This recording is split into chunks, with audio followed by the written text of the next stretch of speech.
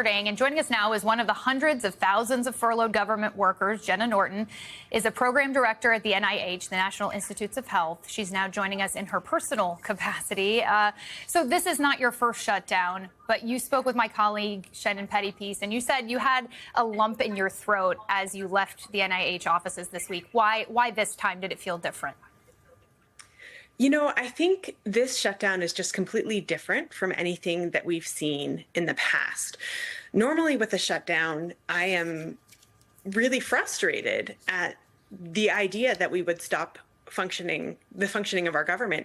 But I haven't been able to do my job since January. I've had a front row seat as a federal worker to the destruction of our government. Every awful thing that happens during a shutdown, shuttering programs, tanking our economy, firing federal workers, all of this has been going on since January. And so when I left the office on Wednesday, it was with this pit in my stomach about the future of our country.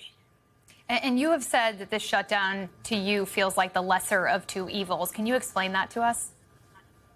Yeah. So again, like every bad thing that happens during a shutdown has already been happening. So at NIH, during a shutdown, we can't review new science.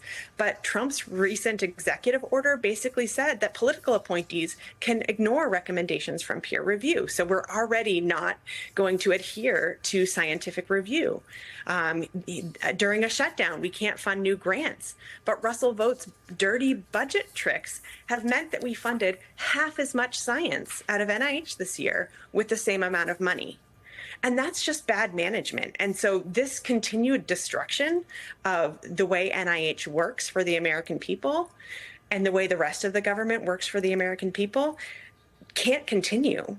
And so if a shutdown is the only way, if the only thing we can do is stand firm on a continuing resolution that actually protects American science and the other services that Americans depend on, then I think that is the lesser of two evils. What is, in your mind, the real life impact that you're going to see, but also some of your colleagues that you've mentioned who have two parents or two people in the household who are government employees? Yeah, so I mean, as a federal worker, I will go without pay. My colleagues will go without pay during this shutdown. And I'm lucky to have a spouse who has a job outside the government, so we're going to be okay. But we do have colleagues who are in two-fed families, so both of the parents in the household work for the government, and they will have no income in the coming months or weeks. We have feds who are single parents and are the only people available to provide resources to their family. And so they will really struggle. And most important of all, we have Americans who rely on federal services who aren't going to be able to receive those services. But again, all of those things, the risk to our paychecks as federal workers, the risks to those services, those have been getting shut down since January. And so the much bigger risk is this larger shutdown that's already ongoing. And just really quickly before you go, just explain to us how Americans benefit from the work that you and your colleagues are doing and what you're most worried about in this moment. Yeah, so at NIH, we do research that develops future cures. And so if we aren't able to do the science today, that means that we won't have future cures tomorrow. And our inability to do science has been occurring, right? Our inability to do science has started back in January. And I want nothing more than to get back to work for the American people, but I haven't been able to do my job since January.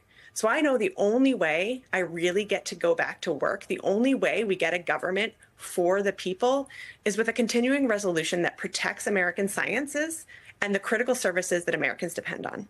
We will continue to follow it, as I know that you will, closely. Thank you so much, Jenna Norton, for spending some time with us.